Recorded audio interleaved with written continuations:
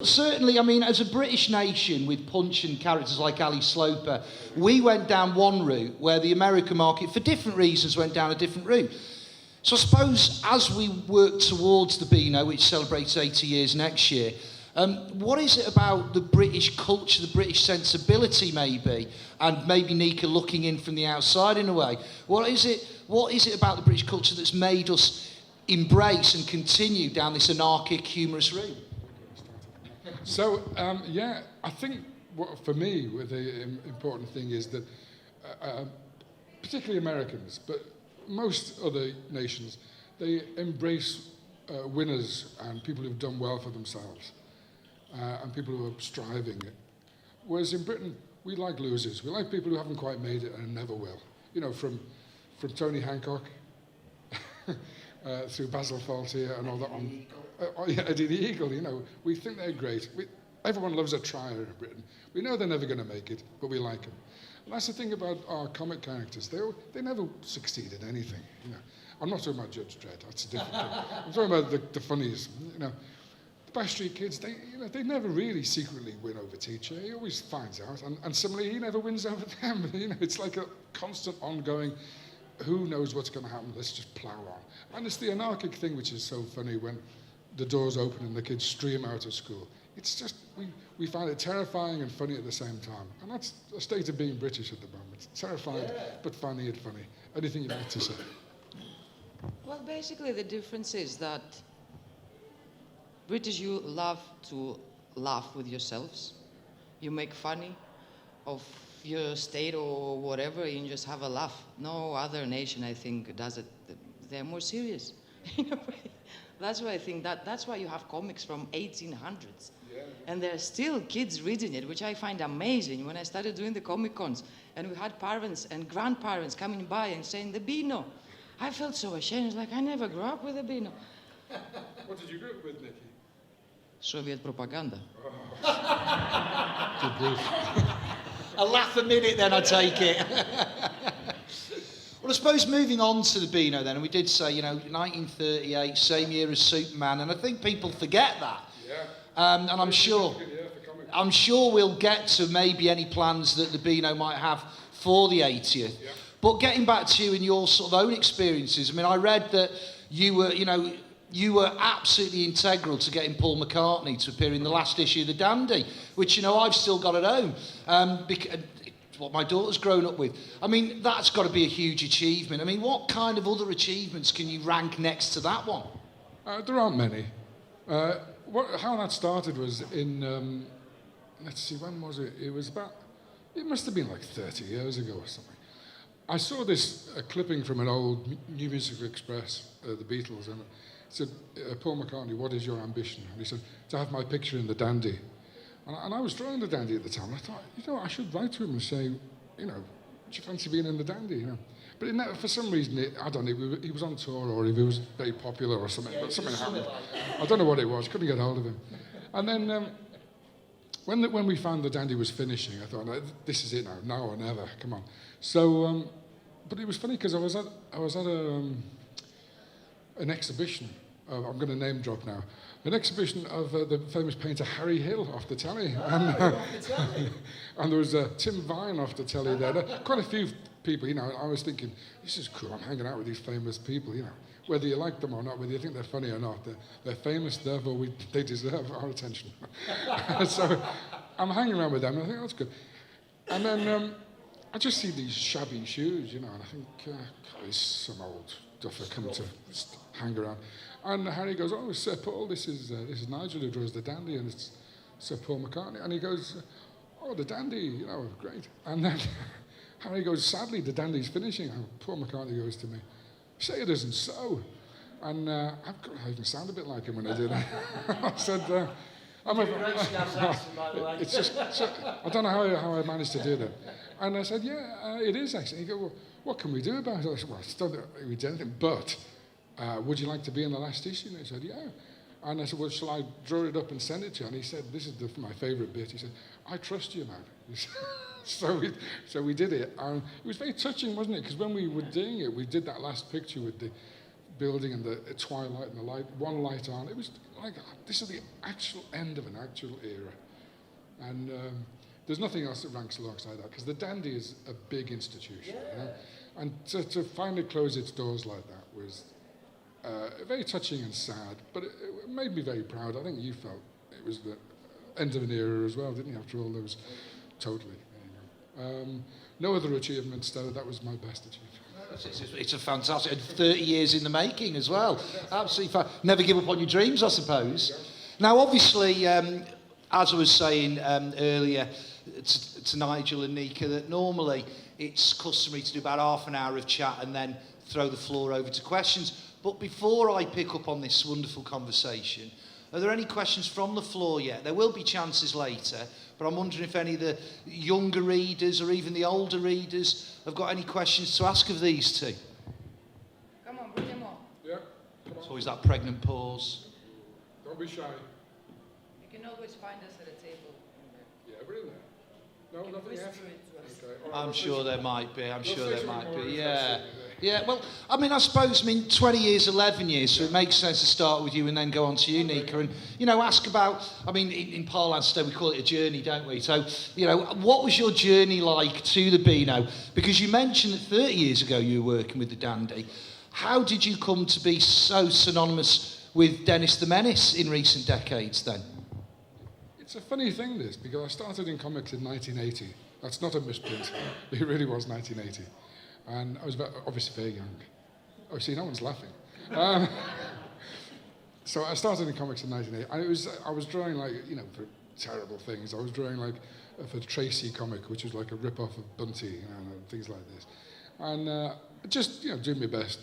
And then 1982, I got a message from someone at the Dandy saying they were looking for new young cartoonists to ghost characters. So I had a little go at that. My big break really came when I was doing Grange Hill in Fast Forward magazine. I did that for 6 years, and that was very nice to get a steady job for that long. Then after that finished, there was nothing happening, and I thought, I'm going to have to decide what to do. Am I going to go back to ghosting at the Dandy, or what? Where do I see my future? And I thought, well, the only thing I can really do is draw for the Beano, because that's the top comic.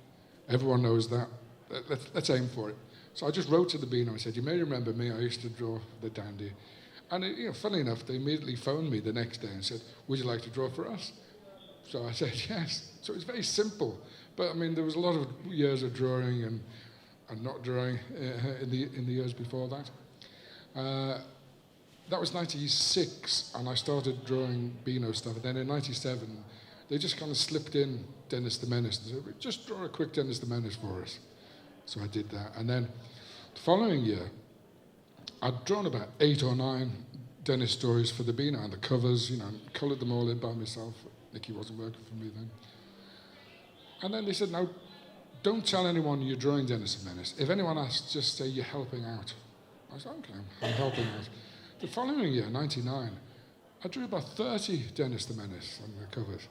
And then the year after that, I did about 45, and there are only 52 in a year, so I was beginning to think, am I helping out, or am I actually, is this my job? And eventually, in 2012, a long time later, I got a phone call from the head man at DC Thompson, and he said, I want you to draw every Dennis we ever do from now on. Looking at all the ones you've done, we really like them, we want you to do every one. In fact, if I need to, I'll even pay you more money to do it. Of course, that never happened, but there you go. So and since I'm becoming full-time on the Beano for 20 years, that's a lot of work. So I really don't have time for much else. But I do accept commissions. Nika, and your own sort of journey to the Beano. Well, I met Nigel in 2003, was it? Four. 2004, and I started coloring in 2005, and then I had a bit of a break because I thought it was boring. But then I couldn't find anything else more interesting to do. And I just kind of started doing it full time. And some of you used to do it all hand coloring. Oh yeah, I used to do it all hand coloring. All with markers, but then thank God for computers and Photoshop and Illustrator and all those great people that kind of developed all those programs. And you can actually make it feel like you've done it by hand. It's just you must learn how to use the pen. Well, that's something that only you do. Everyone else makes it look like it's done by computer, but you make it look like it's still done by hand. A lot of people still think it's done by hand. Yeah, you should learn it from, well, learn it from me, actually. I mean, sticking with colouring, I mean, because of course it is a fine art. I mean, you're bringing texture, you're bringing breath, you're bringing colour to it. I mean, unfortunately, nowadays, I think probably they're doing it for the sake of the, like, I don't know, more ink that they use on paper. So we are not allowed to, like, you know, layer the shades and the coloring. So that's why everything you see, it's flat. We used to do it, you know, and it was lovely, you know, with every small detail on a fence or on a tree. Now it's like green, red skin. I think it's because of money. Yeah. She thinks it's because of money. Everything. I suppose they might be onto something like that with the Dandy having sort of gone that way. I mean, it's amazing, I think, going into the 80th year of the Beano, that it is still around. I mean, it's a remarkable achievement, and I think looking at the humour, certainly I know the kind of humour that was in when I was a kid in the 70s, and it seemed to be certainly Dennis the Menace was a bit more of a vicious little so-and-so than he was today. I mean, has the Beano changed for the better by getting rid of some of that more vicious? I mean, I turned out all right. That's what he says. Yeah, I don't know whether it's changed for the better because of that. But I think if you're restricted in what you can do, then you have to be more creative in what you do. Well, because you know, there used to be a lot of what they call corporal punishment in the Beano in the 60s and 70s, which we stopped around 1980. And I think that was for the better because we had to find more creative ways of punishing Dennis and all the others. It was a bit of a cop-out, you know, at the end in the old days. We can't really talk about that. So I think the more they restrict things, the more you have to use creativity, which is no bad thing. We've got this writer, I must mention Nigel Parkinson, you know, who's like, I don't want to use the word crazy, but he's crazy. You know, I don't know where he gets these ideas from. And you should see the ones that get rejected. And he comes up with these amazing scenarios, which we then have to draw and colour and so on. And unfortunately, he's a cartoonist as well, so he does little roughs of what he wants, so we understand it. But he's one of those writers who you never know what's going to happen. You know, some other writers are more like, here's Dennis coming out of his gate on his skateboard, going off for an adventure with Nasha, and then something happens. With Nigel Parkinson, he could start in space or at the bottom of the ocean, or Dennis might not even be in it until halfway through. It's great, you know. And he writes a lot of stuff for the Beano, so we never know. Have you got anything you want to say about Nigel Parkinson? Numbskulls. Oh, yeah, he draws the numbskulls. Yeah. He draws the numbskulls every week in the Beano as well, and writes them. I can't remember the question. Oh, yes, I've answered it. Yeah. I'm just wondering, because there's quite a few. I mean, I'm a teacher myself. I wonder how many children out there, there's not that many, and I'm looking at my daughter at the back there as well. I wonder how many school libraries have the Beano on a regular basis. Do you have a school library? And do they have the Beano in? No. Oh, that's interesting. No. Oh, you do. I'm glad to hear that. And which secondary school are you at? Oh, right. That's a bit of a place for me to go. But no, I think certainly with the Phoenix out there as well and the Beano, it's interesting that certainly from my pupils' experience, they still have a smile when I mention this is what I'm doing this weekend. You know, you mention other characters. And even though they are more iconic because they're American, they've got the big push of American companies behind, it's just not the same. And maybe that's something of the longevity. And like you say, you have adults, grown adults coming up to you and remember fondly the Beano, whether you were working on it at the time or not. I mean, I suppose going towards the 80th anniversary, are there any plans for one big jamboree or, dare I say, a big Beano? He's been practicing that one. Yeah, the 80th anniversary is coming up soon. And there will be one very, very big event, which everyone will love, which is the new TV series. Yay. And that's going to be great. Don't be too startled. It's going to be a little bit different from the last one and the one before it, isn't it? She's not that pleased with it. It's going to be American. It's going to be. We thought it was better the last. It looks completely American. The last one looked absolutely British, and this one, I don't know who works in those offices in London.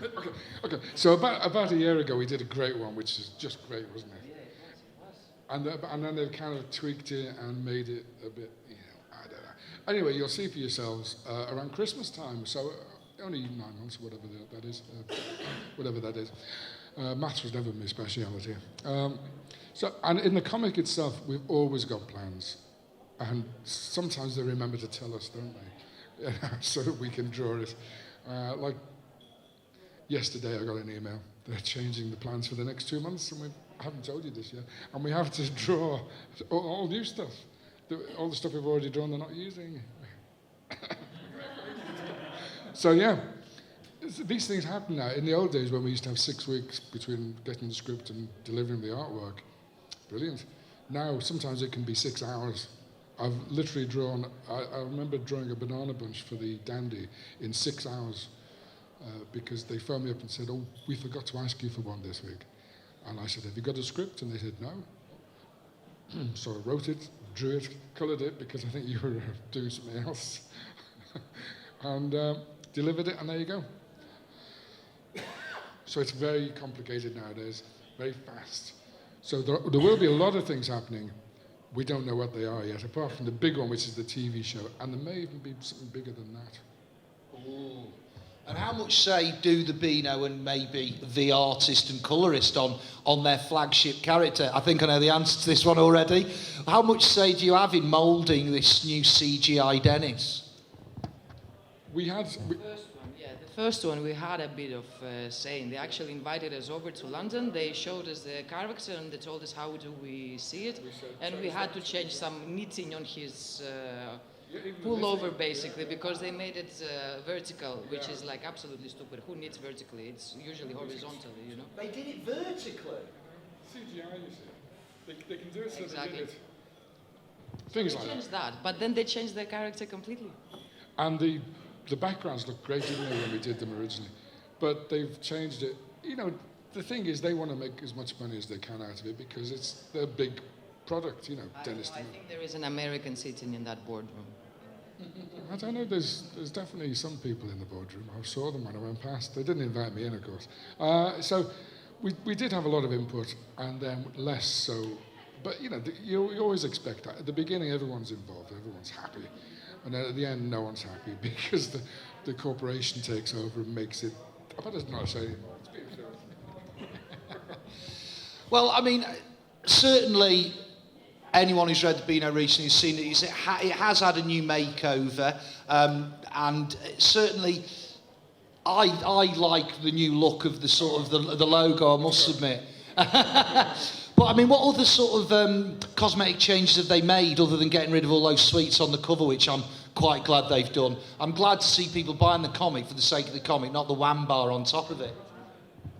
That used to be a bane of our life. You should see me every Wednesday in Tesco and I'm putting it in front. You've got to do it. You've got to do it. Those bags were shocking. I mean, a lot of comics still have toys and sweets in bags. But, you know, the comic is the thing. When we did the Dandy, when we relaunched that, we found that was actually very popular just as a comic, you know. So we've done that with the Beano, and it's the best-selling comic in Britain. In fact, every week the Beano sells more than any American comic in America. That's not generally known. We actually outsell Superman and Batman and Spider-Man and the X-Men. But they're monthly and we're weekly, so we multiply it by 4. But still, we still outsell them every month. You've got to spin it how you can. However, I think the changes have been great because we've brought a lot of new people in. We've had to change Dennis a little bit, haven't we? He used to have this famous mouth. All the way up here. And then, but the funny thing is, we'd always been told to do it like that. And then one day, I think it was when we were in London, and Craig said, oh, I just found out the other day that the reason his mouth is behind his nose is because they used this picture of him from above. So the perspective was like that. And everyone liked it, so they continued to use it for the last 20 years, but no one knows why it's like that. So I thought, well, let's bring his mouth down, let's give him an expression, because he's so hard to draw. His mouth always has to be up here. Now I've dropped it below his nose, which of course makes it easier for the CGI people to animate. So, this is the direction we're going. Yeah.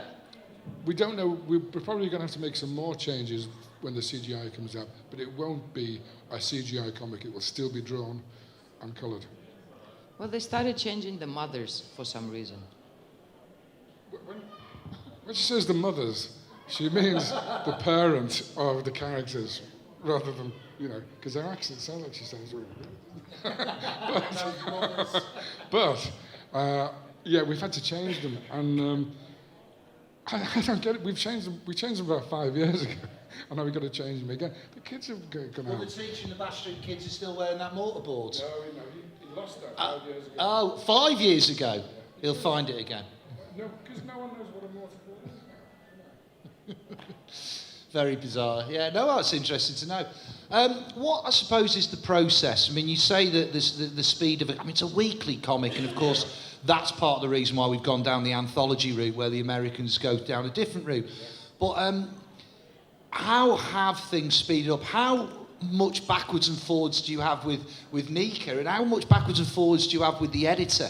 Like you said, you mentioned that story of having 6 hours to draw a strip, and that was. That was a long time ago, and it seems to be only quicker then. I mean, what's the worst case scenario? What's the best case scenario? The thing is, email have made everything a lot quicker. In the old days when we used to have to post artwork, they had to give you 3 or 4 days leeway, because the post could take 3 or 4 days. With email, they expect it now. And we get quite unrealistic deadlines sometimes, when, sometimes we have to do something for tomorrow, and we don't mind doing it if it's necessary. But when it's not necessary, we think, well, can we have a proper deadline? Anyway, that's what they do. Drawing it is always a problem, because you have to be in the right mood to draw it. And usually that means waking up in the morning and feeling alive. And if you wake up and you feel alive, then you're in the mood to draw. I don't know how you feel about colouring, but all I do is I draw it and I email it to her and I say, send me this on Friday. And then hopefully by Thursday night she sent it to me. That's how it works, isn't it? Yeah. Oh yeah. But when I started, right, I used to have to do a sort of a rough layout. This is in the 80s. Yeah. Send it to them, and they'd send it back saying, can you move him slightly like that? I moved that, and maybe if this happened here. And then you'd draw it properly, and then they'd send it back and say, just make that more. And then so there'd be a lot of this tweaking. Now, you draw it, you send it, your next one, bang, bang, bang, bang, bang. It's mainly because I know what I'm doing, rather than that they don't care, because they do care. But when we have changes, usually they're big ones. Like there was a character who was like a professor or something, and I forgot what he looked like. I mean, I designed him, but I forgot, and I drew a different character. They said, can you change all these pictures to how he should look? Now, with Photoshop, that's quite easy. Yeah. But in the old days, you had to redraw it all. So, it swings and roundabouts, as they say. You can get a lot more done nowadays and a lot faster, and it looks like we're nearly there. No, we've got about 5-10 more minutes. So what I will do then, if we have got about 5 or 10 more minutes, is ask a second time if there are any questions from the floor. Shout out. Come on. Or send us an email. Yeah, send us an email. Yeah. I suppose an obvious one, thinking of the younger children here, who might want to sort of... Because everyone dreams, I think, of writing and drawing for the Beano. I think every kid will at some point in their lives. And it is because of people like Leo Baxendale. It is people like you. We've got a couple of artists who live locally, Lou Stringer, of course, and Laura Howell. So, I think it's a wonderful time for the Beano, certainly coming up to 80 years. But I think going back to the idea of colouring, have you always been a colourist who's worked with Photoshop? Or how has that then, I suppose, revolutionised your work rate? Well, I was drawing and coloring when I was probably 4 or 5, as soon as you get your hands in markers and pens or something. But I don't know, I just kind of do it, and I don't really think about it. I do know how to draw, but it takes me time. I cannot be fast, as. proper cartoonists. Yeah, but talking about coloring, Laura Howell, she published this absolutely beautiful book in black and white, no color. And I asked her, why? Money. It's more expensive. But then it's not the same. It's like reading a newspaper. You don't feel the story. You don't feel all that, you know. It's just like Stringer as well, you know.